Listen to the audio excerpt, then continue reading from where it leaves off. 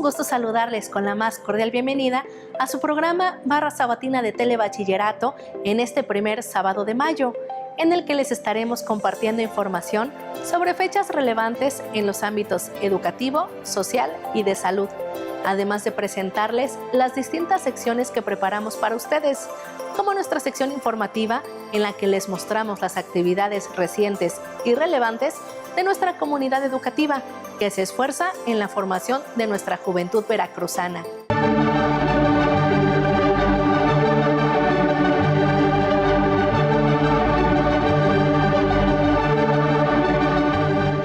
Bienvenidos a este espacio informativo de la Dirección General de Telebachillerato, hoy sábado 3 de mayo de 2025.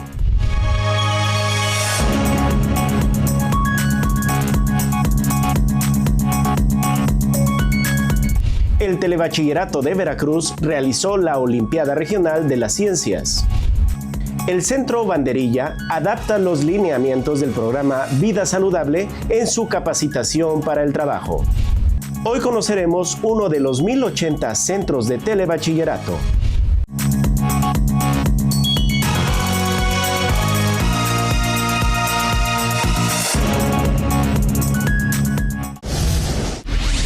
El Telebachillerato de Veracruz, año con año, realiza las Olimpiadas de la Ciencia en las asignaturas de Física, Química, Biología y ahora se integra a Cultura Ambiental, la cual ha crecido en el gusto de los estudiantes. Veamos.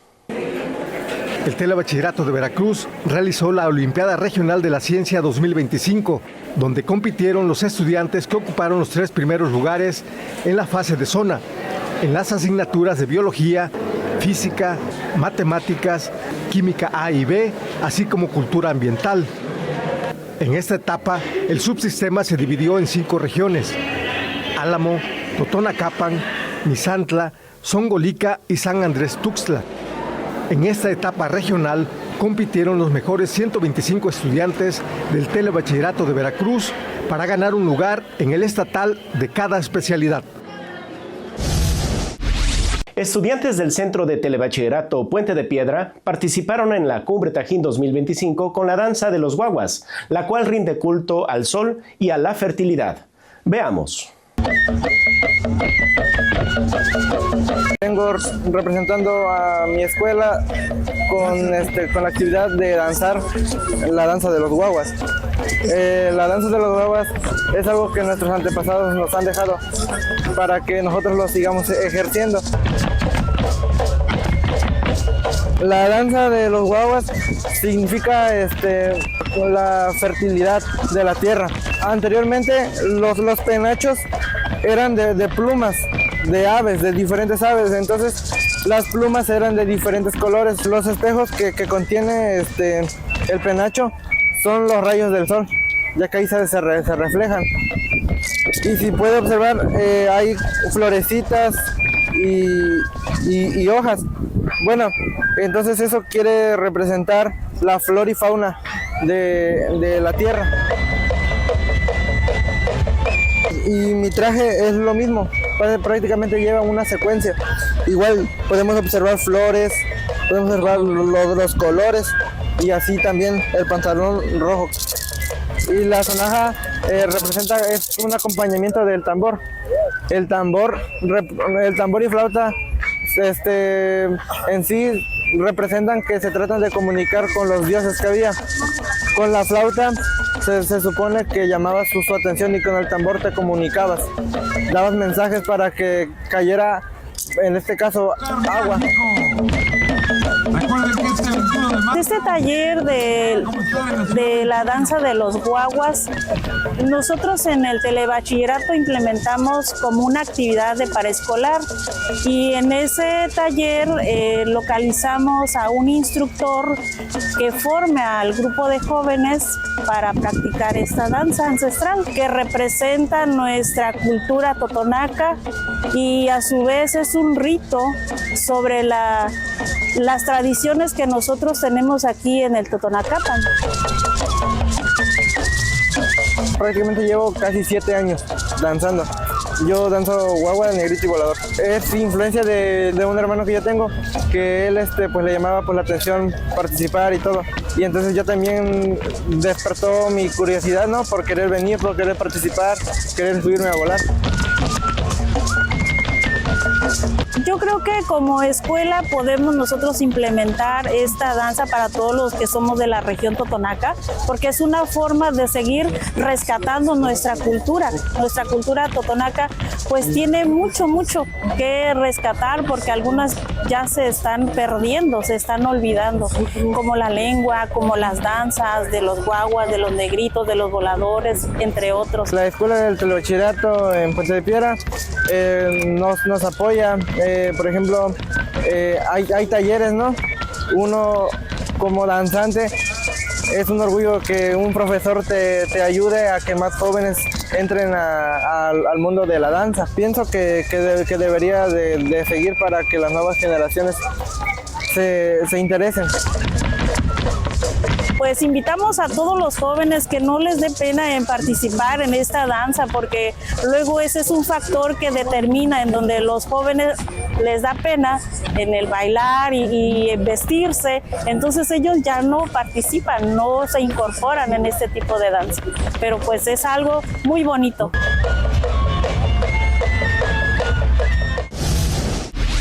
Uno de los deportes que más gustan a la juventud es el fútbol. Una muestra fue el regional de este deporte en la región del Totonacapan, donde la zona de Tuxpan obtuvo buenos resultados. Veamos.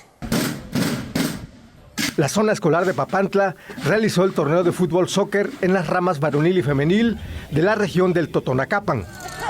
Los campos Tata Grisi de la ciudad de Papantla fueron el escenario donde las oncenas de Coaxintla, Coyutla, Espinal, Poza Rica y Tuxpan se enfrentaron a muerte súbita.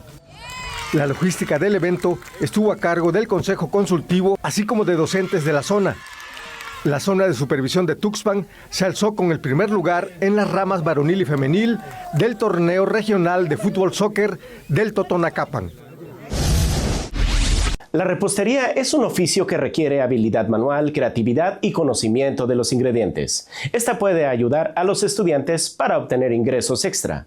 Veamos. El Centro de Telebachillerato Banderilla realizó un convenio con el Instituto de Capacitación para el Trabajo de Veracruz, ICATVER, para la impartición de la CPT de repostería y galletas finas, con el objetivo de que los jóvenes adquieran las técnicas y métodos adecuados para la elaboración de alimentos horneados como pizzas, panes, galletas, adaptándolos a los lineamientos del programa Vida Saludable. Además, esta capacitación representa una oportunidad para que los jóvenes puedan emprender un negocio o vender sus productos dentro y fuera de la escuela. En este curso es pastelería y dulces finos. En él ellos aprenden a elaborar pizzas, galletas, panqués, pasteles de diferentes tipos, gelatinas. Es toda una variedad donde ellos, de lo que ellos aprenden, y bueno, pues ahora con la nueva modalidad de que los productos y todo lo que realicen pues sea sano y que tenga bajas calorías, pero también que tengan un agradable y buen sabor. Pues mire, los chicos empiezan de cero y precisamente ellos desarrollan las habilidades y destrezas en cuanto al manejo, por ejemplo, de pan, levaduras. Ellos empiezan a manejar las cantidades, las calorías, el tiempo de fermentación en un pan, por ejemplo, el momento en el que la temperatura del horno, es el momento en el que ellos tienen que retirar su pan y ven consistencias en cuanto a horneado y en cuanto a terminado de la elaboración de lo que ellos realizan. La materia prima ellos la traen, la seleccionan y la práctica consiste en pesar, separar, preparar y al final elaborar la receta obteniendo un resultado. No nada más es las materias, sino también las paraescolares que sí les han funcionado mucho porque ellos vienen con mucho entusiasmo. Nosotros entramos a las 7 de la mañana y ellos están desde el 10 para las 7 y están muy contentos con su taller y muy animados. Bajo el árbol del sueño es un libro de cuentos que escribió la maestra Verónica García García, el cual presentó en la ciudad de Papantla, Veracruz. Veamos. La maestra de telebachillerato Verónica García García presentó a la sociedad papanteca su libro Bajo el árbol del sueño, el cual contiene narraciones, relatos fantásticos y vivencias cotidianas de una comunidad.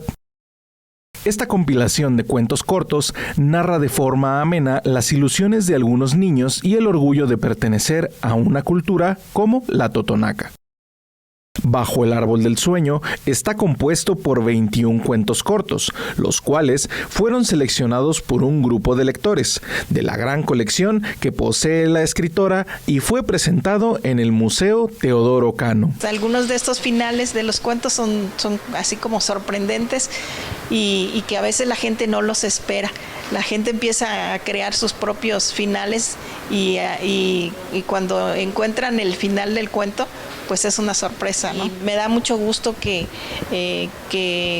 a través de un libro, pues las personas podamos contagiar a otros de los sueños, de las reflexiones, de los aprendizajes. Entonces, pues Bajo el árbol del sueño compila cuentos, pero también compila muchos mensajes que esperamos que a la gente que los lea les haga sentir y les haga volver a ser niños también y que les haga volver a sorprenderse y que les haga soñar e imaginar. Los invito a conocer uno de los 1080 centros del telebachillerato de Veracruz. Desde su fundación, el Centro de Telebachillerato Independencia en la ciudad de Jalapa se ha distinguido por su trabajo y compromiso con los estudiantes. Con 17 años de ardua labor, ha logrado en la comunidad un sentido de pertenencia. Este centro atiende a jóvenes de las colonias Veracruz, Plan de Ayala, Dolores Hidalgo y 28 de Abril, quienes han encontrado una atractiva oferta educativa.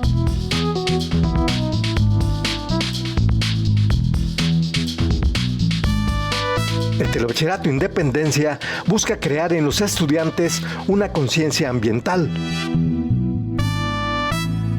Las artes plásticas y las manualidades son otro espacio dedicado a los jóvenes. Con 17 años de fundado, el Centro de Telebachillerato Independencia cuenta con 7 aulas didácticas, una de medios, cancha, domo y biblioteca. Atiende una matrícula de más de 200 alumnos, con una plantilla de 10 docentes, con los que trabaja en las 3 áreas del conocimiento.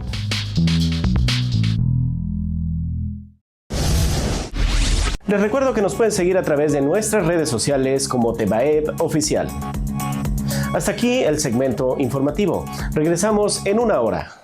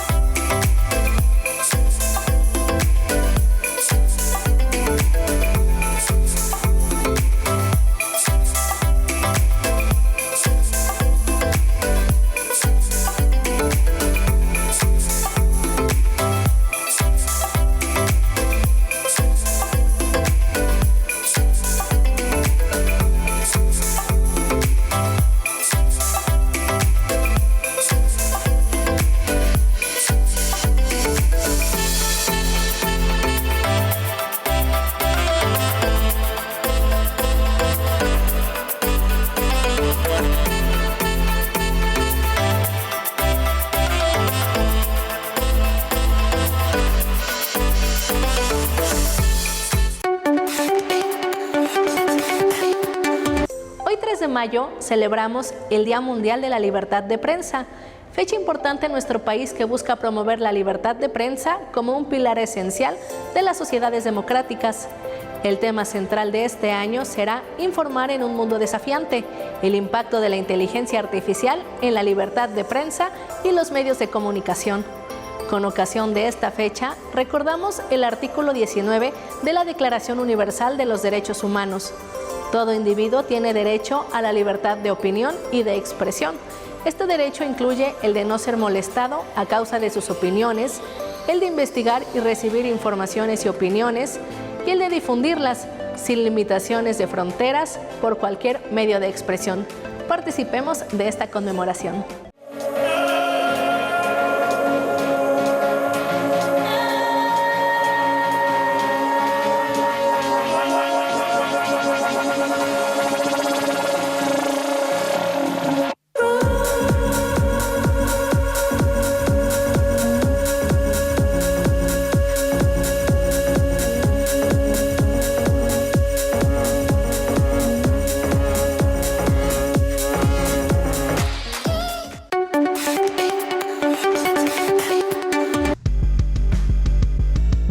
Imagina un terreno del lado A.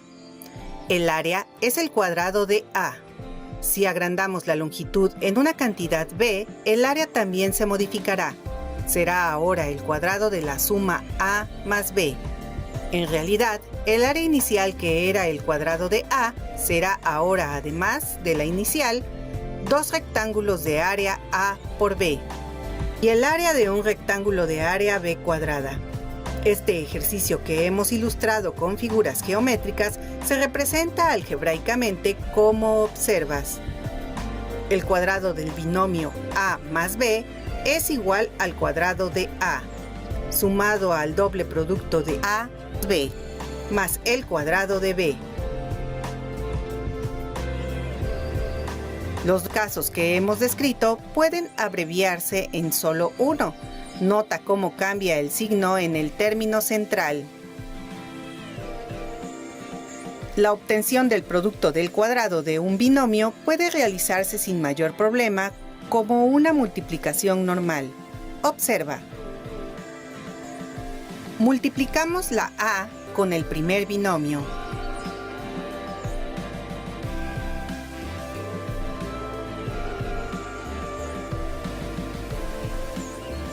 Ahora la B con el primer binomio.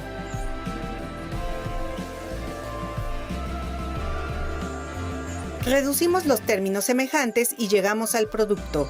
Y si en lugar de una suma de términos existiera una resta, el resultado solo modificaría el signo central del polinomio. El producto queda como se indica.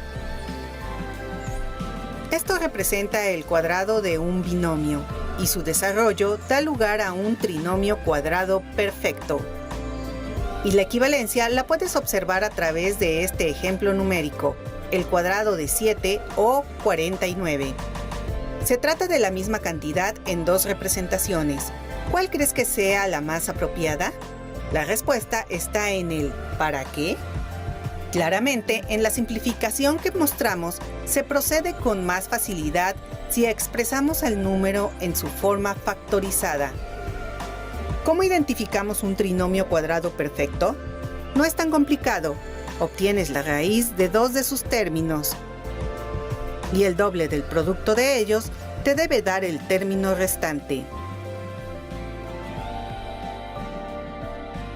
Esta parte es importante, ya que te permite expresar desarrollado el binomio al cuadrado. Pero también puede ser necesario el proceso inverso, obtener los factores desde el producto. En este caso, identificas en primer lugar que se trate de un trinomio cuadrado perfecto y lo construyes. Hemos factorizado el trinomio. Los productos notables y la factorización son dos procesos íntimamente relacionados. Por una parte, seguimos una regla de multiplicación para la obtención de su producto. O bien, al producto lo llevamos nuevamente a sus factores. A este segundo proceso lo llamamos factorización. Hay otros productos notables como el producto de binomios conjugados. En los binomios conjugados, un término es idéntico, el otro modifica solo el signo. Como vemos, en el producto solo quedan los cuadrados de los dos términos.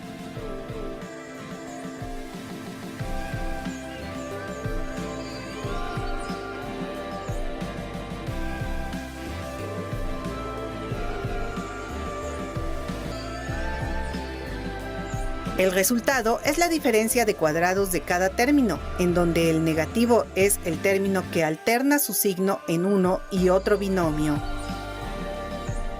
Matemáticamente, tal regla se representa como observas.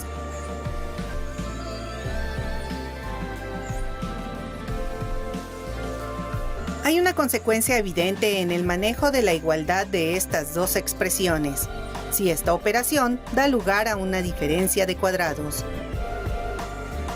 Significa que al factorizar esta diferencia, obtenemos como factores nuevamente los binomios conjugados. Por ejemplo, para hallar el producto de estos factores, solo sigues la regla de diferencia de cuadrados.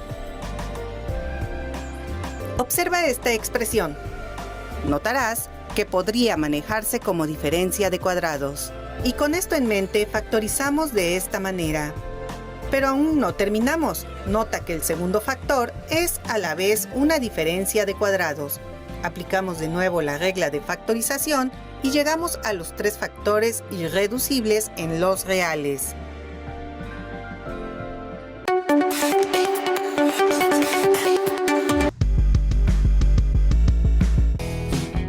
La comunicación satisface algunas de las necesidades básicas del ser humano: informar, generar acciones, establecer relaciones interpersonales, crear un entendimiento o transmitir cierta idea. Se difunde a través de diversos medios o mecanismos. La escritura es uno de ellos, hoy tan observada en las redes sociales. ¿Has notado la cantidad de anuncios que aparecen cuando usas alguna red social? En el caso de los textos persuasivos, la intención comunicativa es convencer a una persona de nuestras ideas o deseos, con el propósito de que se realice algo específico.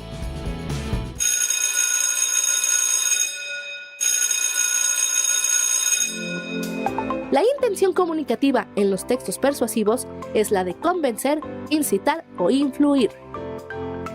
A pesar de que vemos más la persuasión en los anuncios publicitarios, también existen otros textos persuasivos, como el artículo de opinión y la caricatura política. El anuncio publicitario es un texto persuasivo que contiene mensajes escritos, sonoros o visuales y recurre a los medios de comunicación para llegar al mayor número de receptores.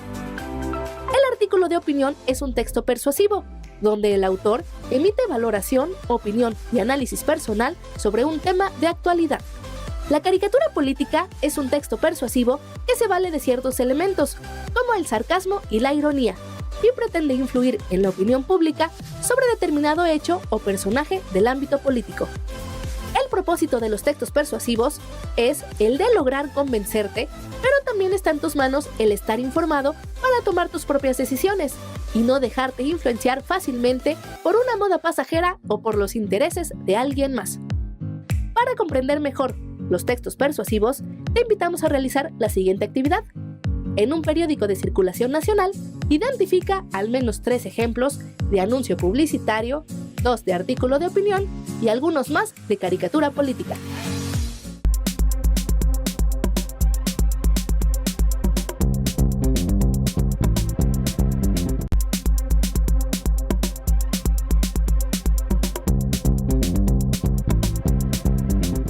El Día Mundial de la Cruz Roja, que se recuerda cada 8 de mayo, tiene por objetivo reconocer a la organización humanitaria más grande del mundo, conformada por hombres y mujeres, voluntarios que trabajan para proteger a los más desfavorecidos, cambiando muchas veces sus vidas y dándonos un mensaje de altruismo social.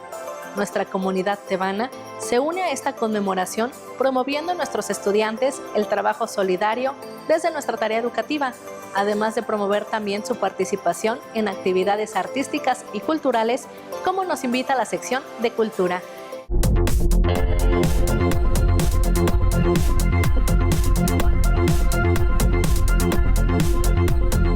Aloje llevan unchistalab de cultura. Cabachuchik unichapne hashtalab tenek. Hachan Cahuitalab hasta Tihueje Gentamchote, municipio de Tantoyuca, Veracruz. Caeslasik an Oslabil Anitutol. Hola, es un gusto dar a ustedes la bienvenida a la sección de cultura de la Barra Sabatina. Este es un espacio del programa del sector educativo de la Dirección General de Telebachillerato del Estado de Veracruz y aquí te presentaremos algunas posibilidades que te pueden resultar interesantes. Veamos. La expansión de conocimientos, experiencias y criterios es algo que ocurre en el momento que decides vincularte con los terrenos del mundo educativo.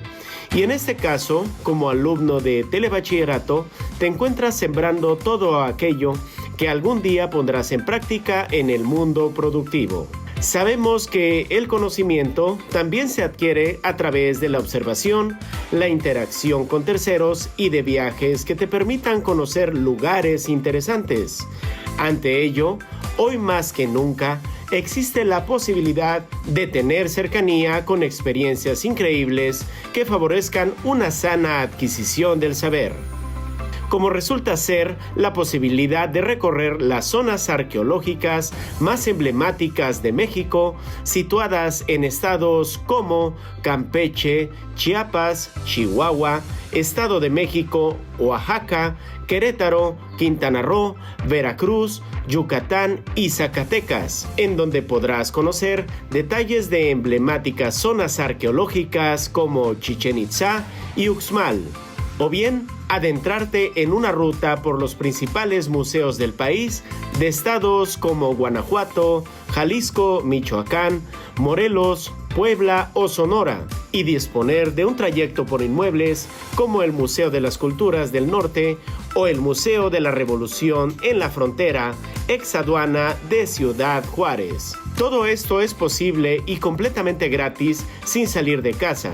Solo necesitas de tu dispositivo electrónico, ya que el Gobierno de México, a través del portal del Instituto Nacional de Antropología e Historia, ponen a tu disposición recorridos virtuales por los lugares descritos. Y para todos aquellos estudiantes de telebachillerato o público en general que estén interesados en el aprendizaje de lengua de señas mexicana por sus siglas LSM, y que vivan en el pueblo mágico de Córdoba, Veracruz o lugares cercanos, se les hace la invitación a que se acerquen a la Casa de la Cultura Jorge Cuesta, ya que en ese lugar se estará ofertando el taller en una configuración trimestral.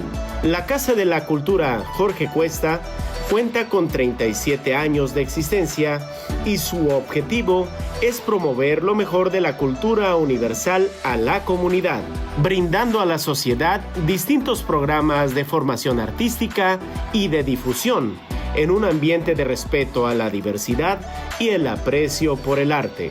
También se oferta el taller de Tai Chi, que se trata de una disciplina china que combina movimientos lentos, respiración y meditación. Además se considera un arte marcial que se practica en todo el mundo. Tienes hasta el martes 6 del presente mes. No dejes pasar esta oportunidad. Permítete vivir nuevas experiencias y aprendizajes. Pasando al siguiente tema, hacemos de su conocimiento que a través de la interfaz del Centro Nacional de las Artes tendrás acceso a las transmisiones en tiempo real de eventos de actualidad. Estos pueden ser conciertos, obras de teatro, documentales y cine, además de conferencias y foros de opinión, homenajes y reconocimientos, también entrevistas y seminarios. Durante tu búsqueda también puedes identificar los mismos eventos de acuerdo a la disciplina humanística a la que pertenecen. Para conocer estos materiales, ingresa a la página de la interfaz del Centro Nacional de las Artes y explora, expande tu conocimiento. Queremos saber de ti, así que haz contacto con nosotros a través de nuestras redes sociales que aparecen en pantalla. Agradecemos a las y los estudiantes de telebachillerato y al público en general por recibir esta señal en sus hogares. Esta sección tiene el objetivo de promover una interacción sana con diversos espacios culturales y educativos que propicien buenos conocimientos y experiencias. ¡Hasta la próxima! Halvintiech abaltuhunik na hecheban otistala. Masakol al internet nekre tokachu antos lapti. Niki ojonsi Barra Sabatina.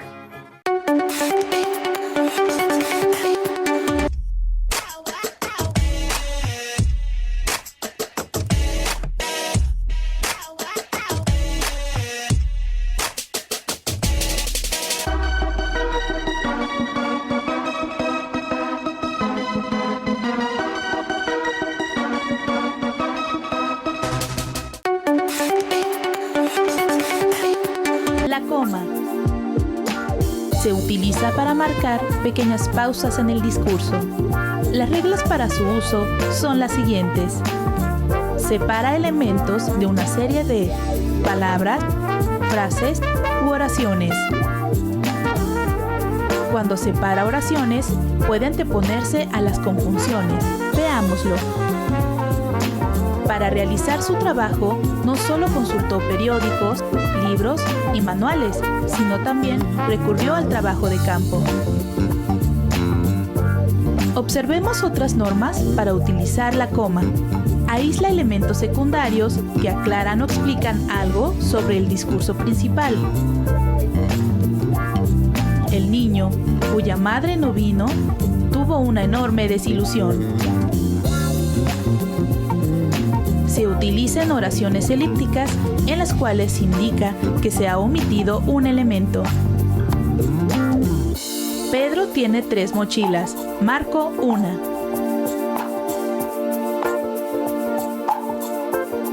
Se separa con coma el vocativo del resto de la oración. Profesor, necesitamos de su ayuda. Cuando una oración subordinada se antepone a la principal, se separa con coma. Después del coloquio, nos veremos. Se utiliza coma después de los siguientes adverbios o locuciones adverbiales. Además, por otra parte, asimismo, no obstante, sin embargo. Por último, en consecuencia, a pesar de todo, dicho de otra manera, o sea, a la postre, por ejemplo, etc. También se pone coma después de las conjunciones adversativas, si no, pero y aunque, si las oraciones son muy largas.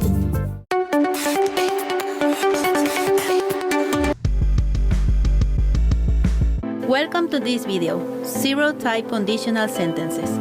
We will carry out activities that causes an effect in personal, academic, and work areas.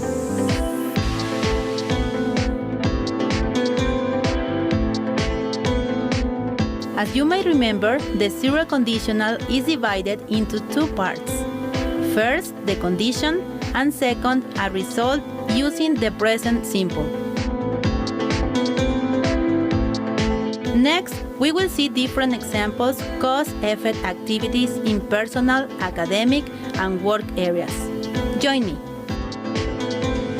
If you go to the cinema and choose a movie of your interest, you enjoy it and broaden your world view. Si vas al cine y eliges una película de tu interés, la disfrutas y cambias tu cosmovisión. Reading strengthens cognitive processes such as perception, attention, analysis, as well as provides culture. For example, if you read, you open the doors of your personal development. Si lees, abres las puertas para tu desarrollo personal. Physical training brings security and confidence to our personality. For example, if you do physical training, your brain secretes hormones of happiness called endorphin, oxytocin, dopamine, and serotonin, same ones that maintain a healthy state of mind. Si realizas entrenamiento físico, Tu cerebro segrega hormonas de la felicidad como endorfina, oxitocina, dopamina y serotonina, mismas que mantienen un estado anímico saludable. We can also do outdoor activities such as rappel, hiking, river rafting, ATV tours, horseback riding, biking, hot air ballooning, paragliding, mountaineering, and kayaking. For example, if you do outdoor activities, you get closer to the environment that surrounds you. Si realizas actividades al aire libre, te acercas al medio ambiente que te rodea. Travel is another activity that allows us to meet people and customs in each place visited. For example, if you travel, you collect life experiences in the places visited. Si viajas, recabas experiencias de vida en los lugares visitados. If work is productive, it is an opportunity for personal growth. Si el trabajo es productivo, es una oportunidad de crecimiento personal. If you carry out cultural activities, you help to build your cultural identity. Si realizas actividades culturales, ayudas a construir tu identidad cultural. You can also carry out academic activities such as basketball, golf, hockey, soccer, gymnastics, swimming, tennis, athletics, volleyball, ping pong, yoga, water polo, fencing, and martial arts. If you exercise, you enjoy better physical and mental health. Si haces ejercicio, disfrutas de una mejor salud tanto física como mental. If you learn another language, you increase your cultural background. Si aprendes otro idioma, incrementas tu acervo cultural. Es interesante participar en olimpiadas de ciencia y matemáticas. If you participate in Knowledge Olympics, your acquired skills and abilities are evaluated. Si participas en olimpiadas de conocimientos, tus competencias y habilidades adquiridas son evaluadas. If you work in team, it promotes integration and productivity increases. Si trabajas en equipo, promueves la integración y aumentas la productividad. A continuación te proporciono una lista de vocabulario sobre las distintas actividades abordadas en este video. Cine. Seat, butaca. Screen, pantalla. Lighting, iluminación. Sound, sonido. Popcorn, palomitas. Drink, bebida. Actor, actor. Lectura. Book club. Club de lectura. Book review. Crítica literaria. Exercises book. Libro de ejercicios. Homework book. Libro de tareas. Picture book. Libro de ilustraciones. Novel, novela. Poetry, poesía. Essay, ensayo. Entrenamiento físico. Stretching, estiramiento. Warm up, calentamiento. Injuries, lesiones. Lose weight, perder peso. Put on weight, ganar peso. Get into shape, ponerse en forma. Reps, repeticiones. Cool down, enfriamiento. Relax, relajarse. Al aire libre. Rappel, rappel. Hiking, senderismo. River rafting, rafting en el río. ATV tours, excursiones en cuatrimoto. Horseback riding, cabalgatas. Biking, andar en bicicleta. Ballooning, ir en globo. Paragliding, parapente. Mountaineering, montañismo. To kayak, andar en kayak. Viajes, passport, pasaporte. Flight, vuelo.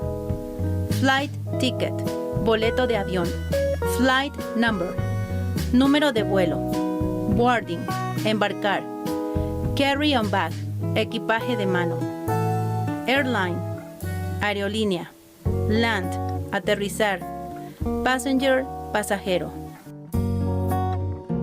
Trabajo, temporary job, trabajo temporal. Permanent job, trabajo permanente. Shift work, turno de trabajo. Starting date, primer día de trabajo. Apply for a job, solicitar un trabajo. Appointment, cita. Interview, entrevista. To hire, contratar. Cultura, art gallery, galería de arte. Song, canción. Musical comedy, comedia musical. Tale, cuento. Sculpture, escultor. Canvas, lienzo. Monument, monumento. Modern Art Museum, museo de arte moderno. Opera, ópera. Symphony, sinfonía. Deportes, básquetbol, baloncesto. Golf, golf. Ice hockey, hockey sobre hielo. Fútbol, fútbol. Gymnastics, gimnasia. Swimming, natación. Tenis, tenis. Athletics, atletismo. Voleibol, voleibol. Ping pong, tenis de mesa. Yoga, yoga. Water polo, polo acuático. Fencing, esgrima. Martial arts, artes marciales. Con este material, realiza oraciones de tipo condicional 0 y así reafirmarás tus conocimientos. See you later.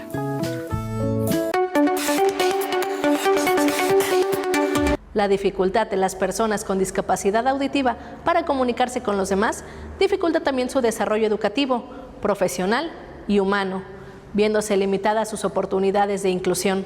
Desde este espacio resaltamos que el conocimiento de la lengua de señas es una manera de favorecer la inclusión.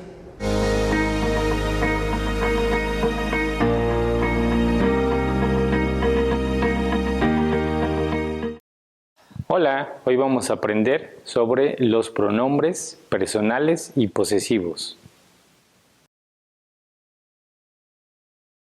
Yo, tú, él, ella, eso, nosotros, ustedes, ellos. Mío, tuyo, suyo y nuestro.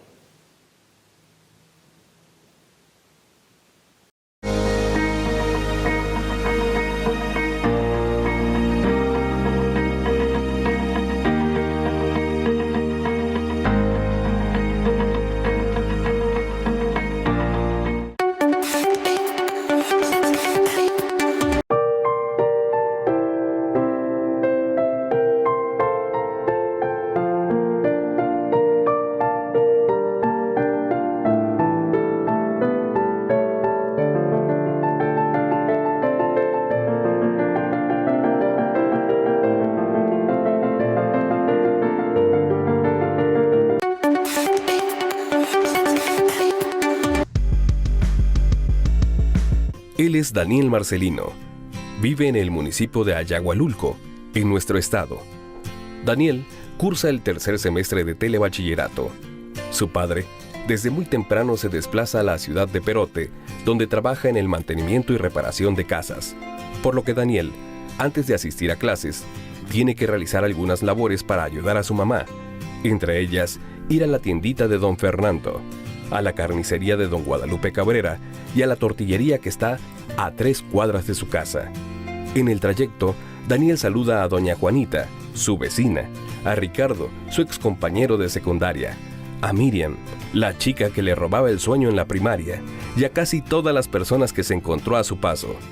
Y es que al ser una comunidad de apenas 1,400 habitantes, prácticamente todos interactúan unos con otros, hasta don Gonzalito, el viejecito gruñón que vive cerca de la iglesia. La interacción que tiene Daniel en su casa con sus padres y hermanos, en la calle, con sus vecinos, con sus amigos, con quienes le atienden en los diferentes locales comerciales y en su escuela, con sus maestros y compañeros, forma parte de algo que realizamos todos los días, a cada instante y que en muchas ocasiones pasamos por alto. Nos referimos a las relaciones interpersonales. Una relación interpersonal es una interacción entre dos o más personas, vinculadas por la comunicación, entendida como el proceso mediante el cual alguien obtiene información de su entorno y lo comparte. Como seguramente recordarás, el proceso comunicativo está sustentado básicamente por 4 elementos: el emisor, el mensaje, el receptor y la retroalimentación, a los cuales, y bajo diferentes conceptos y teorías, se añaden otros elementos como código, canal, contexto y algunos más. Bajo este esquema interactuamos todos los días y a cada instante. Pero esas relaciones interpersonales en las que diferentes sociedades están reguladas por leyes e instituciones, lo que hace que vivamos bajo cierto orden. Por ejemplo, Daniel no puede ir a la tortillería, tomar 1 kilo de tortillas sin pagar y salir huyendo. De hacerlo, estaría cometiendo un delito, algo que es penado por las instituciones de justicia. Cada vez que acude a la tortillería, Daniel establece una relación comercial con quien provee el servicio, relación que está sujeta a la ley, y así como obliga a Daniel a pagar por el servicio recibido, también lo protege en caso de recibir sus tortillas en mal estado. En cierta ocasión, Daniel recibió un buen regaño de su madre porque pretendía asistir al servicio religioso con short, chanclas y gorra. Daniel le hizo saber la extrañeza de su regaño al no existir una ley que se lo prohibiera. Ya más tranquila, su mamá le explicó que hay cosas que, aunque no están escritas, se rigen bajo los usos y costumbres de la comunidad a la que se pertenece, y que la vestimenta que pretendía llevar sí estaba bien, pero para asistir al carnaval, que tampoco está escrito que así debe ser, pero es lo que se usa habitualmente. Como te darás cuenta, las relaciones interpersonales que se realizan en todas las comunidades de Veracruz, de México y del mundo se dan bajo el esquema de la comunicación y se rige de acuerdo a las leyes e instituciones. Solo a manera de ejercicio, haz un recorrido mental por todo el camino que seguiste de tu casa a tu escuela y detalla cada una de las relaciones interpersonales que estableciste. Nos saludamos en el siguiente video. Tu participación en la barra sabatina es muy valiosa. Continúa enviando tus comentarios y aportaciones a través del correo electrónico y las redes sociales que aparecen en pantalla. Vamos a una pausa y en breve continuamos.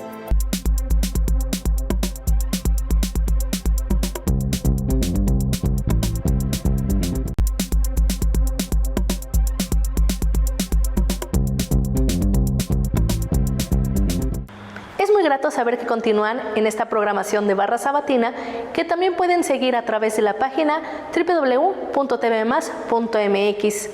Cada primer martes de mayo se conmemora el Día Mundial del Asma, respaldado por la Organización Mundial de la Salud y la Iniciativa Global para el Asma.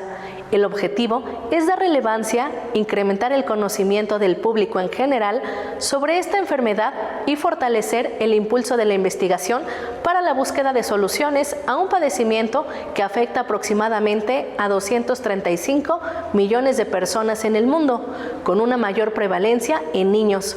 Con el fin de brindarte información que contribuya a procurar la salud desde edad temprana, te presentamos la siguiente entrevista con Juliana Alvarado Sánchez, especialista en atención a niños, niñas y adolescentes, quien nos platica sobre berrinches en la infancia.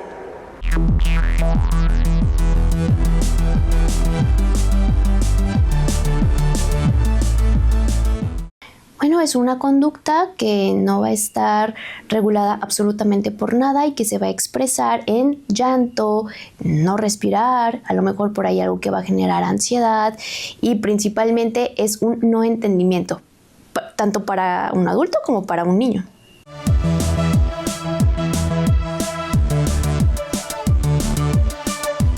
En que no puedan estar tranquilos con la respuesta que se les dé. ¿Cómo es esto? Los berrinches es una conducta escalada. Si tú das una respuesta a algo que comienza y esa respuesta no fue satisfactoria y escala, tenemos que extinguir eso que hicimos. Entonces, cuando no se hace y vemos que es algo escalado, ahí ya estamos frente a un berrinche. Esa es otra característica muy básica que se presenta. Por ejemplo, como adultos no podemos pedir, oye, estate quieto, si lo que requiere es jugar. La mente de una infancia es muy activa y su atención está dispersa y es normal. Y de repente, culturalmente queremos que estén quietos.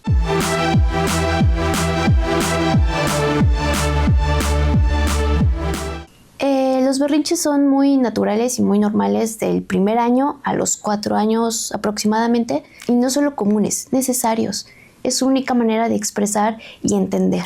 Ya posterior a esto, ya estamos hablando de que hay una problematización de esa conducta. Algo no se atendió debidamente en los berrinches necesarios del primer año al 4.º año, que hizo que ya se generara una situación ahí que hay que checar.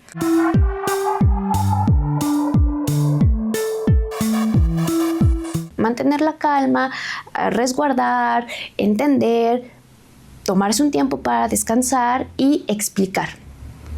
Así vamos a ver cómo la conducta va en crecimiento y va disminuyendo. Es bastante recomendable no dialogar en ese momento. ¿Por qué? Porque está la emocionalidad a flor de piel. No va a poder hacer consciente de lo que está sucediendo. Simplemente alejarlo de ese estímulo, entretenerlo en otra cosa. Después, y esto sí es muy importante, explicar qué sucedió. He visto muchos padres y madres, pero ya viste cómo te estás comportando, en la casa vas a ver, o oye, mira, tranquilízate. No, un diálogo no va a ser beneficioso.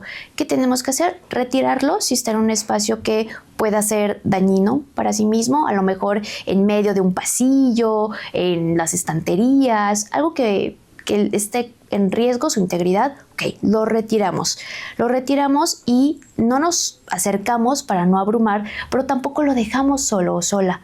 Okay, estamos juntos y le decimos, ok, te sientes así, está bien, puedes sentirte así. Entonces darle el permiso que de lo que está haciendo está bien, más no imponer el no. Eso no nos va a beneficiar y al contrario nos va a desatar mucho más este berrinche. Pensar, ¿estoy capacitado para hacerlo? En este momento me siento bien, en este momento tengo la energía. Si no la tenemos como adultos que acompañan, pedírselo a alguien más. Es totalmente válido decir, no sé, no puedo, ayúdame.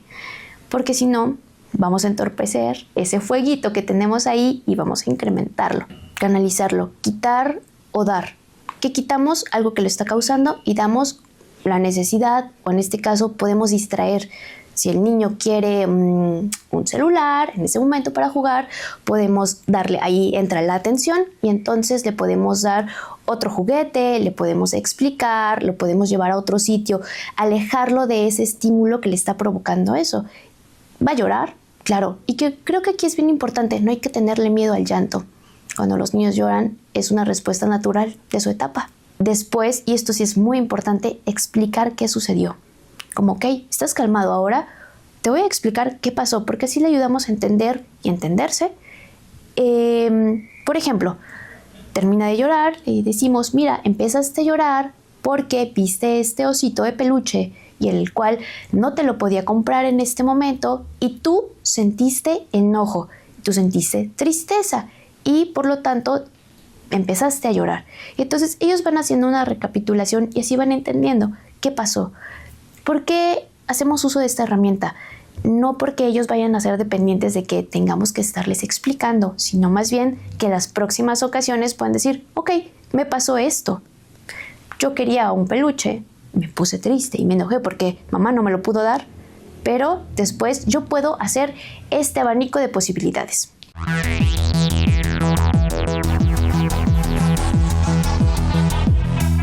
Es importante que lo exprese, sin embargo, sí debemos de ser cautelosos cuando empiezan a dañarse o autolesionarse. Por ejemplo, hay niños que empiezan a pellizcarse, a rascarse, a golpearse. Una agresión física constante, no solamente para sí mismos, también para el entorno.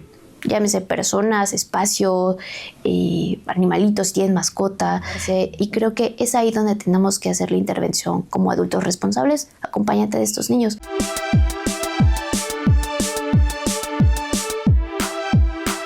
Fíjate que me parece muy importante analizar la postura del adultocentrismo. Lo que mencionabas hace rato acerca de la escuela que traemos, acerca de la educación, no es otra cosa más que posicionar la importancia en el adulto que educa y no a la infancia que lo necesita. Respondiendo también la pregunta anterior, es que la crianza respetuosa sí los pone al centro. Por ejemplo, antes hablábamos de crianza positiva. Después nos dimos cuenta que era mucho más eficaz una crianza respetuosa. Entonces, ahora, si yo les pudiera dar un consejo, investiguen en sus tiempos libres, muchísimos videos en internet, no tienen que inscribirse a cursos, mucho menos, simplemente estar actualizados en crianzas respetuosas.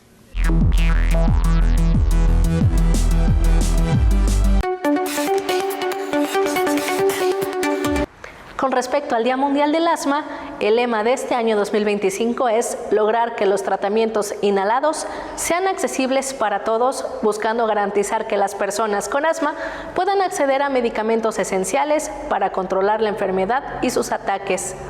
La dificultad de las personas con discapacidad auditiva para comunicarse con los demás dificulta también su desarrollo educativo, profesional y humano, viéndose limitadas sus oportunidades de inclusión. Desde este espacio resaltamos que el conocimiento de la lengua de señas es una manera de favorecer la inclusión.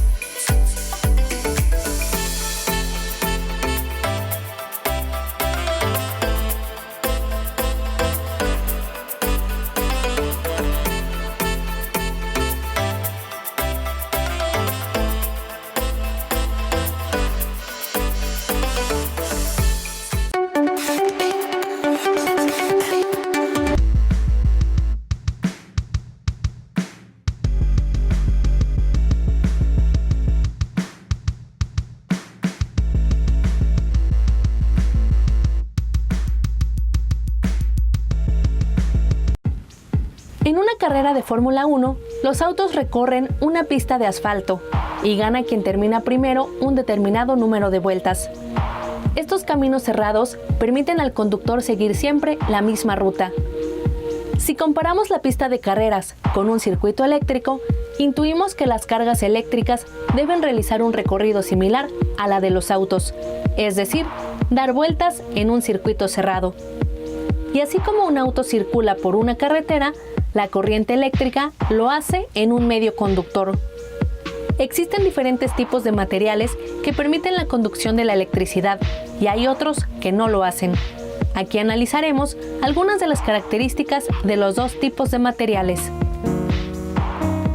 Los metales son los mejores conductores de la electricidad, seguramente ya lo has visto. Estos pueden ser de cobre, aluminio o aleaciones que le dan resistencia mecánica y los hacen más baratos. ¿Sabes qué metal conduce la electricidad de forma más eficiente? Investígalo. Los materiales llamados dieléctricos son malos conductores. Estos pueden conducir electricidad, pero solo cuando se sobrepasa el campo de ruptura del dieléctrico. Un buen ejemplo de esto es el caso de una nube con cargas positivas. Por su naturaleza, la nube está aislada de las cargas negativas que se encuentran en el suelo, lo que da lugar a lo que llamamos un dipolo eléctrico. El flujo de las cargas entre la nube y la Tierra se da a través del aire, que en un principio funciona como aislante o dieléctrico. Pero cuando la magnitud de las cargas involucradas aumenta, hará lo mismo el campo eléctrico del dipolo. Es entonces que el aire se comportará como un conductor, generando la descarga eléctrica conocida como rayo. Busca en Internet los consejos básicos de seguridad sobre los rayos. Con los materiales dieléctricos también se construyen dispositivos electrónicos, como el capacitor. Aquí te mostramos los de tipo electrolítico y cerámico con su simbología. Estos constan de dos placas aisladas por un dieléctrico que se polariza al conectarle voltaje, creando una diferencia de potencial entre las placas almacenando carga eléctrica. Otros materiales como el plástico, el algodón y el caucho son ejemplos de aislantes, los cuales, a diferencia de los dieléctricos, no se polarizan y por su baja conductividad tampoco permiten el flujo de cargas.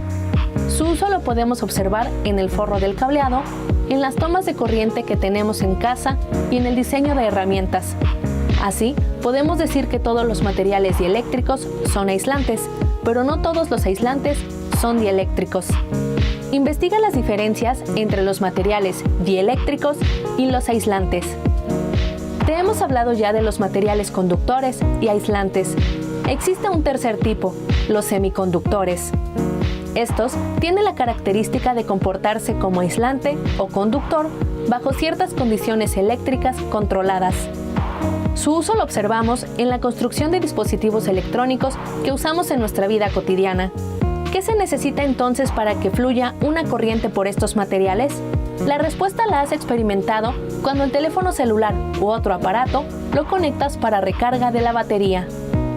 Y es que cualquier movimiento de cargas necesita de una fuente de alimentación eléctrica, algo que genere una diferencia de potencial. Estas fuentes pueden ser de corriente continua o alterna. Cualquier dispositivo eléctrico o electrónico conectado a una fuente de alimentación recibe el nombre de resistencia de carga. Así, si el valor de la resistencia de carga es muy bajo, la corriente que fluya por ella será muy alta, generando una mayor cantidad de calor. ¿Qué pasa si en casa un aparato eléctrico hace cortocircuito? Lo más común es que los fusibles de la caja de seguridad se fundan o el interruptor termomagnético se dispare, para evitar que la corriente eléctrica siga fluyendo y acabe por destruir el aparato y la instalación eléctrica de pasada. Por estas situaciones, es importante tener un interruptor de seguridad en casa. Existen además los interruptores que instalamos en el hogar y los que tienen los aparatos electrónicos que sirven para controlar el consumo de energía. Ahora te mostraremos cómo construir un circuito eléctrico elemental. Tú también lo puedes hacer. No olvides tomar las precauciones necesarias y apoyarte de un experto en la materia. Utilizaremos una fuente de alimentación de corriente directa a 12 voltios.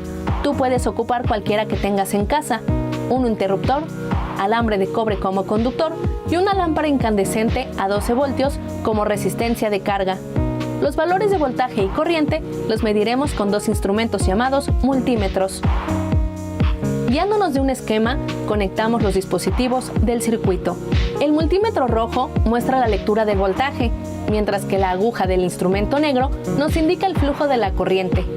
Cuando deslizamos el interruptor, la corriente fluye provocando que la lámpara se encienda, generando calor. ¿Qué pasa si cambiamos el material conductor por madera? ¿Recuerdas qué es un dieléctrico?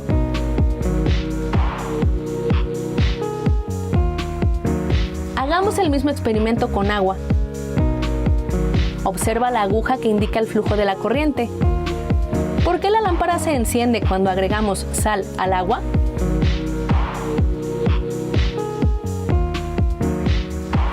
Investiga las propiedades eléctricas del agua.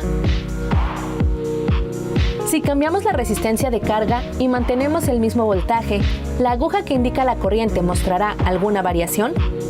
Veamos qué sucede con los materiales semiconductores. El dispositivo que te mostramos es un transistor. Este es su símbolo y nombre de las terminales. La flecha indica que el dispositivo es NPN, es decir, su base funciona con voltaje positivo. Reemplacemos al interruptor por el transistor, como lo muestra el esquema. Observa lo que pasa cuando oprimimos el botón del interruptor. El voltaje aplicado a la terminal de la base controla el paso de la corriente entre las terminales del colector y el emisor. Este principio se aplica a los circuitos lógicos de las computadoras. Investiga qué otras aplicaciones se le da a los materiales semiconductores. Ahora veamos qué sucede si cambiamos la fuente de alimentación por un capacitor. Recuerda que estos dispositivos almacenan carga. Primero cargamos eléctricamente al capacitor, fijándonos que la polaridad sea la correcta. Abrimos el interruptor, desconectamos la fuente principal y conectamos el capacitor al circuito. Observa las lecturas de los multímetros. ¿Por qué la lámpara se apaga lentamente? ¿Qué se requiere para que la lámpara se mantenga más tiempo encendida?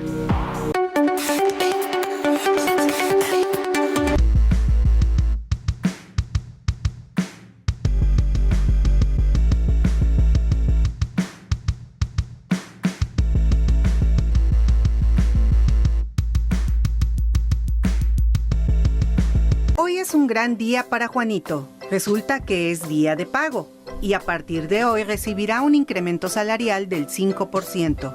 Recuerda el significado de porcentaje.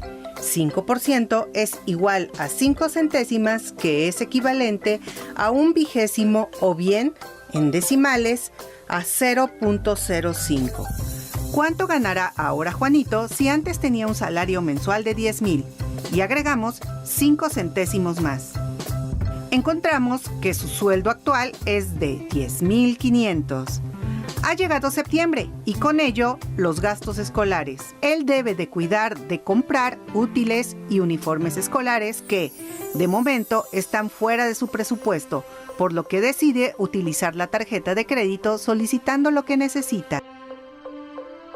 Y así, conforme el tiempo pasa, Juanito paga su deuda, efectuando pagos mensuales por 3 meses. Haciendo cuentas al final, reflexiona sobre su manejo financiero. No estuvo mal. El pensamiento expresado por Juanito es muy común y en términos de facilidad es una idea muy recurrente. Lo llamamos interés simple. Lo usamos frecuentemente para visualizar cuánto nos costará una deuda. ¿Cuánto pedimos? ¿Cuánto pagamos? ¿Cuánto nos costó la deuda? Bajo esta idea, hacemos un cálculo simple, el préstamo y su costo durante un periodo de tiempo acordado. Otro concepto importante es la tasa de interés. Representa qué tan rápido crece el interés.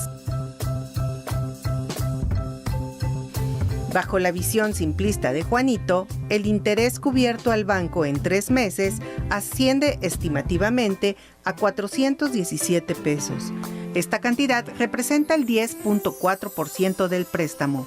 Dado que los abonos parciales se realizan cada mes, durante 3 meses, la tasa de interés mensual será alrededor de 3.5%. Esto representa el pago por deuda de 139 pesos mensuales.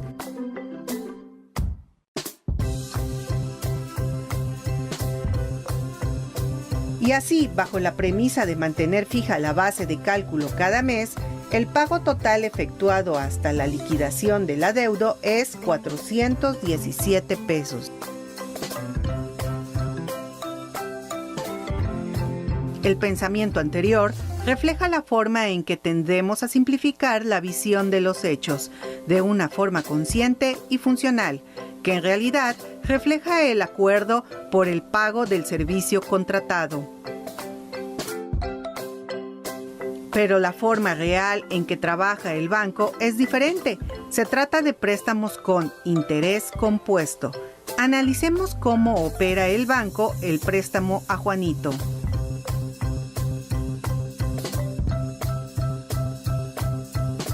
El préstamo se decide en septiembre. Los demás meses son pagos. La resta es el adeudo menos el abono. Al primer mes ya te cobraron el interés. Por ello, en octubre adeudas 4,200. Pagas tu abono y en la resta aparece cuando adeudas ahora 2,800 pesos. Pasas a noviembre, al saldo anterior le han acumulado nuevamente el 5%. Sigue el mismo proceso hasta que se termina de pagar en diciembre. El proceso anterior es una muestra del interés compuesto. En este, el capital se va acumulando con el interés. En la situación de análisis, en el caso de Juanito, manejar interés simple o compuesto no parece afectar mayormente su economía. Esto se debe principalmente al amortiguamiento que hacen los pagos parciales. Por ejemplo, para el segundo mes, ya no estás pagando interés sobre 4,000 porque ya no debes esa cantidad. Y así es, el interés baja.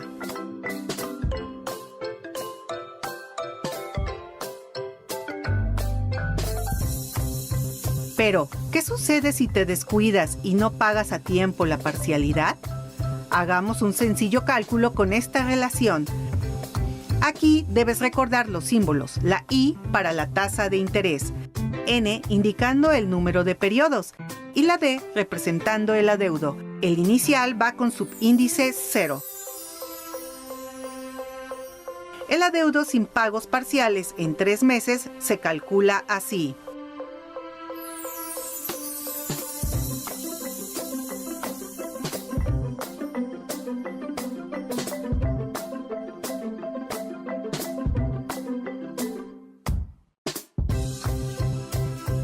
Debes de poner especial atención en los decimales del segundo factor. Representan el interés, es decir, el costo del adeudo después de 3 meses. Bajo estas condiciones, el adeudo del préstamo ya es algo cercano al 16% del préstamo en solo 3 meses.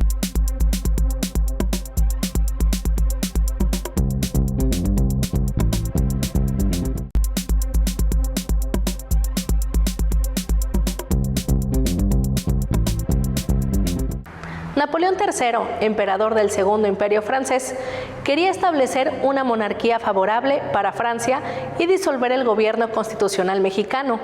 Las fuerzas francesas salieron hacia la Ciudad de México y el presidente Juárez dio la orden al general Ignacio Zaragoza de detener el avance de las Fuerzas Armadas en los frentes de Loreto y Guadalupe, cerca de la ciudad de Puebla. Fue así que el 5 de mayo de 1862 se efectuaba lo que hoy llamamos la Batalla de Puebla, acontecimiento relevante para nuestro país y para la conformación de nuestra identidad, del que nuestros alumnos deben conocer. De nuestra tarea educativa te presentamos la siguiente información.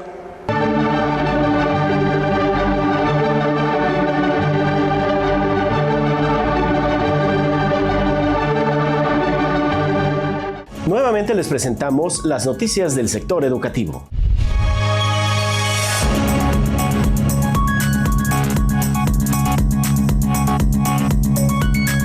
El Telebachillerato de Veracruz realizó la Olimpiada Regional de las Ciencias.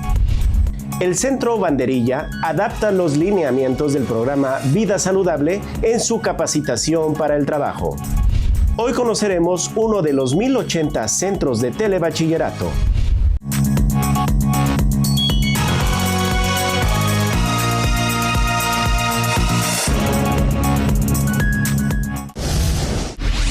El Telebachillerato de Veracruz, año con año, realiza las Olimpiadas de la Ciencia en las asignaturas de Física, Química, Biología y ahora se integra a Cultura Ambiental, la cual ha crecido en el gusto de los estudiantes. Veamos. El Telebachillerato de Veracruz realizó la Olimpiada Regional de la Ciencia 2025, donde compitieron los estudiantes que ocuparon los 3 primeros lugares en la fase de zona, en las asignaturas de Biología, Física, Matemáticas, Química A y B, así como Cultura Ambiental. En esta etapa, el subsistema se dividió en 5 regiones: Álamo, Totonacapan, Misantla, Zongolica y San Andrés Tuxtla. En esta etapa regional compitieron los mejores 125 estudiantes del Telebachillerato de Veracruz para ganar un lugar en el estatal de cada especialidad. Estudiantes del Centro de Telebachillerato Puente de Piedra participaron en la Cumbre Tajín 2025 con la danza de los guaguas, la cual rinde culto al sol y a la fertilidad. Veamos. Vengo representando a mi escuela con la actividad de danzar la danza de los guaguas. La danza de los guaguas es algo que nuestros antepasados nos han dejado para que nosotros lo sigamos ejerciendo. La danza de los guaguas significa la fertilidad de la tierra. Anteriormente los penachos eran de plumas, de aves, de diferentes aves, entonces las plumas eran de diferentes colores. Los espejos que contiene el penacho son los rayos del sol, ya que ahí se reflejan.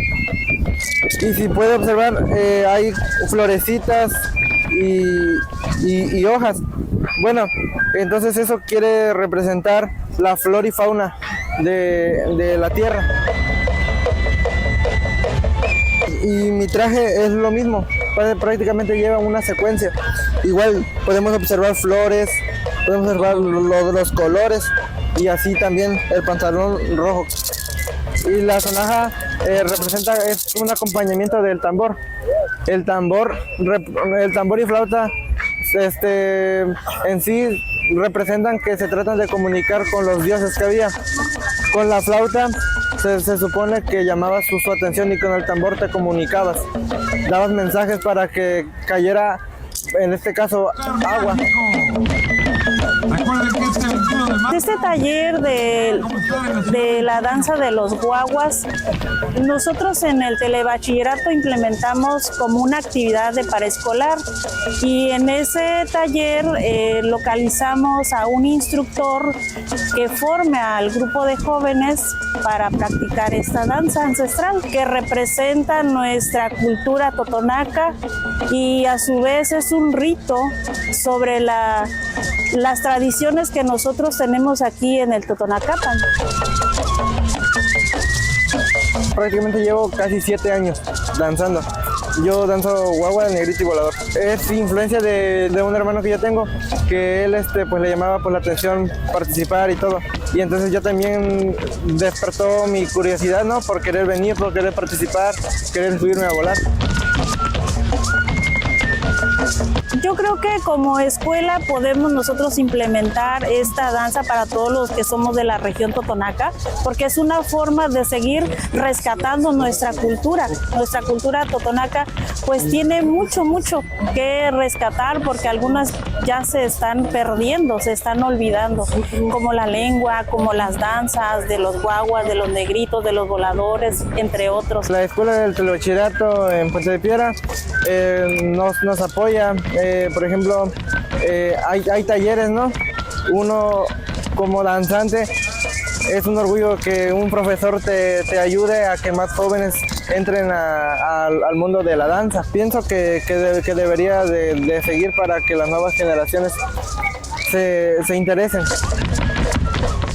Pues invitamos a todos los jóvenes que no les dé pena en participar en esta danza, porque luego ese es un factor que determina en donde los jóvenes les da pena en el bailar y vestirse, entonces ellos ya no participan, no se incorporan en este tipo de danza, pero pues es algo muy bonito.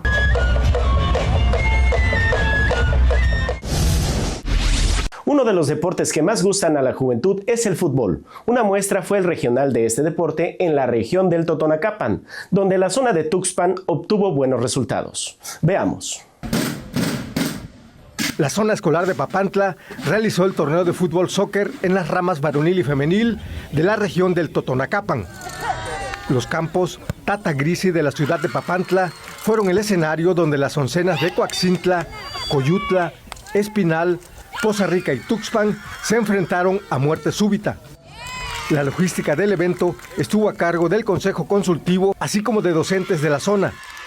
La zona de supervisión de Tuxpan se alzó con el primer lugar en las ramas varonil y femenil del torneo regional de fútbol soccer del Totonacapan. La repostería es un oficio que requiere habilidad manual, creatividad y conocimiento de los ingredientes. Esta puede ayudar a los estudiantes para obtener ingresos extra. Veamos. El Centro de Telebachillerato Banderilla realizó un convenio con el Instituto de Capacitación para el Trabajo de Veracruz y CATVER para la impartición de la CPT de repostería y galletas finas, con el objetivo de que los jóvenes adquieran las técnicas y métodos adecuados para la elaboración de alimentos horneados como pizzas, panes, galletas, adaptándolos a los lineamientos del programa Vida Saludable. Además, esta capacitación representa una oportunidad para que los jóvenes puedan emprender un negocio o vender sus productos dentro y fuera de la escuela. En este curso es pastelería y dulces finos. En él ellos aprenden a elaborar pizzas, galletas, panqués, pasteles de diferentes tipos, gelatinas. Es toda una variedad donde ellos, de lo que ellos aprenden, y bueno, pues ahora con la nueva modalidad de que los productos y todo lo que realicen pues sea sano y que tenga bajas calorías, pero también que tengan un agradable y buen sabor. Pues mire, los chicos empiezan de cero y precisamente ellos desarrollan las habilidades y destrezas en cuanto al manejo, por ejemplo, de pan, levaduras. Ellos empiezan a manejar las cantidades, las calorías, el tiempo de fermentación en un pan, por ejemplo, el momento en el que la temperatura del horno, es el momento en el que ellos tienen que retirar su pan y ven consistencias en cuanto a horneado y en cuanto a terminado de la elaboración de lo que ellos realizan. La materia prima ellos la traen, la seleccionan y la práctica consiste en pesar, separar, preparar y al final elaborar la receta obteniendo un resultado. No nada más es las materias, sino también las paraescolares que sí les han funcionado mucho porque ellos vienen con mucho entusiasmo. Nosotros entramos a las 7 de la mañana y ellos están desde el 10 para las 7 y están muy contentos con su taller y muy animados. Bajo el árbol del sueño es un libro de cuentos que escribió la maestra Verónica García García, el cual presentó en la ciudad de Papantla, Veracruz. Veamos. La maestra de telebachillerato Verónica García García presentó a la sociedad papanteca su libro Bajo el árbol del sueño, el cual contiene narraciones, relatos fantásticos y vivencias cotidianas de una comunidad. Esta compilación de cuentos cortos narra de forma amena las ilusiones de algunos niños y el orgullo de pertenecer a una cultura como la totonaca. Bajo el árbol del sueño está compuesto por 21 cuentos cortos, los cuales fueron seleccionados por un grupo de lectores de la gran colección que posee la escritora y fue presentado en el Museo Teodoro Cano. Algunos de estos finales de los cuentos son así como sorprendentes y que a veces la gente no los espera. La gente empieza a crear sus propios finales y cuando encuentran el final del cuento, pues es una sorpresa, ¿no? Y me da mucho gusto que a través de un libro, pues las personas podamos contagiar a otros de los sueños, de las reflexiones, de los aprendizajes. Entonces, pues Bajo el árbol del sueño compila cuentos, pero también compila muchos mensajes que esperamos que a la gente que los lea les haga sentir y les haga volver a ser niños también y que les haga volver a sorprenderse y que les haga soñar e imaginar. Los invito a conocer uno de los 1080 centros del telebachillerato de Veracruz. Desde su fundación, el Centro de Telebachillerato Independencia en la ciudad de Jalapa se ha distinguido por su trabajo y compromiso con los estudiantes. Con 17 años de ardua labor, ha logrado en la comunidad un sentido de pertenencia. Este centro atiende a jóvenes de las colonias Veracruz, Plan de Ayala, Dolores Hidalgo y 28 de Abril, quienes han encontrado una atractiva oferta educativa.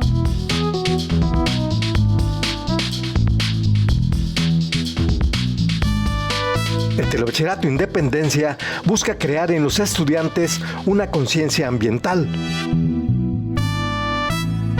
Las artes plásticas y las manualidades son otro espacio dedicado a los jóvenes. Con 17 años de fundado, el Centro de Telebachillerato Independencia cuenta con 7 aulas didácticas, una de medios, cancha, domo y biblioteca. Atiende una matrícula de más de 200 alumnos, con una plantilla de 10 docentes, con los que trabaja en las 3 áreas del conocimiento.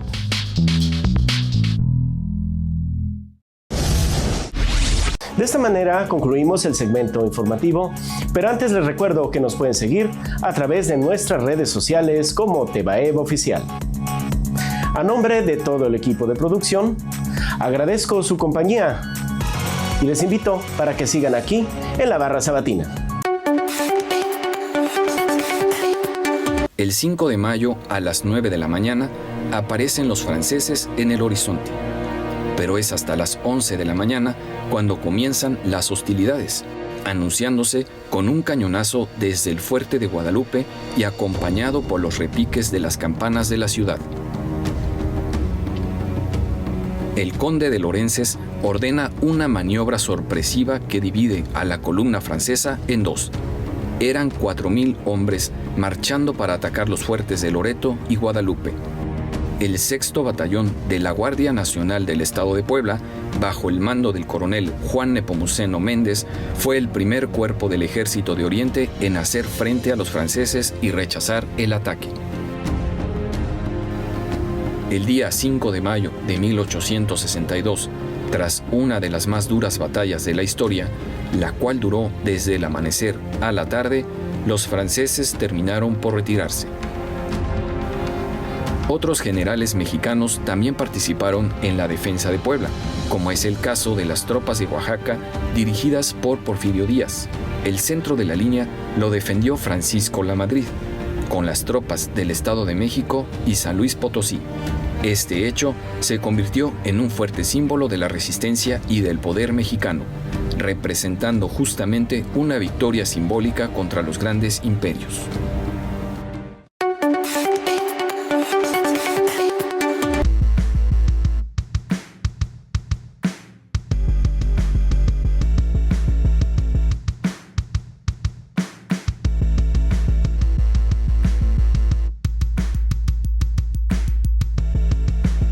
La historia de la vida no podría entenderse sin la evolución. La evolución es un hecho y una teoría científica que explica el origen de las especies. Su idea central es que la vida sufre cambios a través del tiempo, donde las especies diferentes tienen un ancestro en común. Así como un árbol genealógico representa las relaciones que existen entre los miembros de una familia, la biología usa un árbol filogenético para representar la idea central de la evolución. Para dibujar el árbol genealógico de tu familia, necesitas información y la puedes obtener de los miembros más viejos o de aquellos que tienen mayor conocimiento de la historia familiar.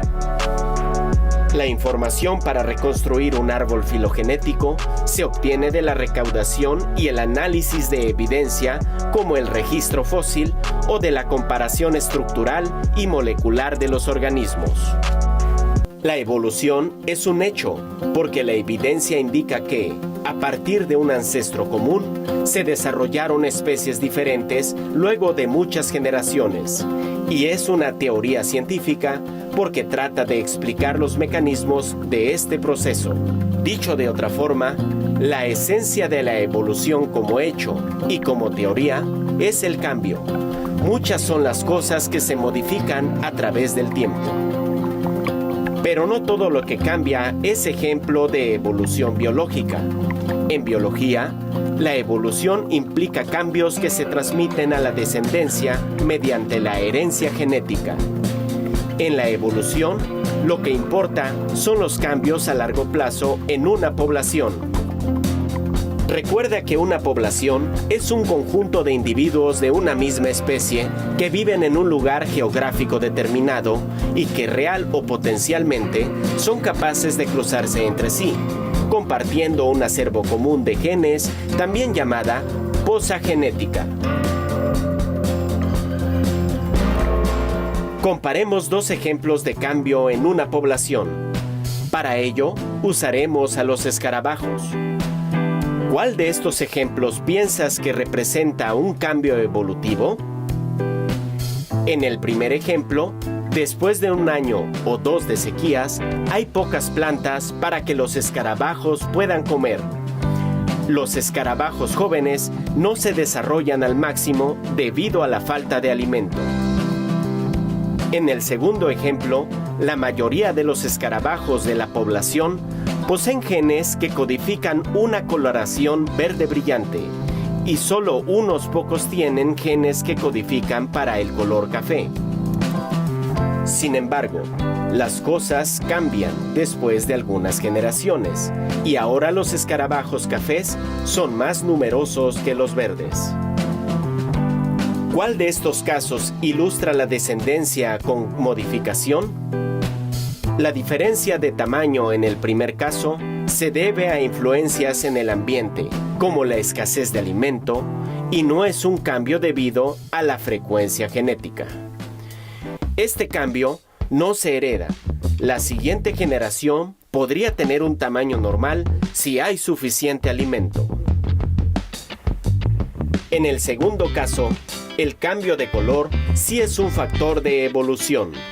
Las dos generaciones de la misma población son genéticamente diferentes. Pero, ¿qué mecanismos pueden producir un cambio así en una población? Existen 4 procesos que son los mecanismos básicos que producen el cambio. Expliquemos cada uno. La mutación puede provocar que padres con genes para el color verde brillante tengan descendencia con un gen para el color café. Esto puede hacer que los genes de escarabajos cafés comiencen a ser más frecuentes en la población.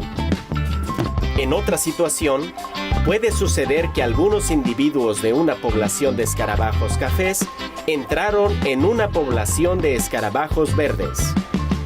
Lo anterior se conoce como migración, y en este ejemplo puede provocar un aumento en la frecuencia de genes para el color café dentro de una población de escarabajos verdes. Para ilustrar otro mecanismo, imagina que en una población existen igual número de escarabajos verdes y cafés, pero uno o algunos mequetrefes pasan aplastando un número significativo de escarabajos verdes. Los escarabajos que sobreviven el trágico incidente se reproducen. Esto provoca que la siguiente generación posea más escarabajos cafés. Accidentes o catástrofes como la anterior constituyen un mecanismo llamado deriva genética. Este cambio afecta de manera aleatoria a una generación. Para ilustrar el cuarto mecanismo, ahora imagina una población que existe con igual número de escarabajos verdes y cafés. No obstante, hay una especie de pajarracos que se alimentan de escarabajos y resulta que los verdes brillantes son más fáciles de distinguir o atrapar. En este caso, los escarabajos cafés tienen más probabilidades de sobrevivir y heredar sus genes.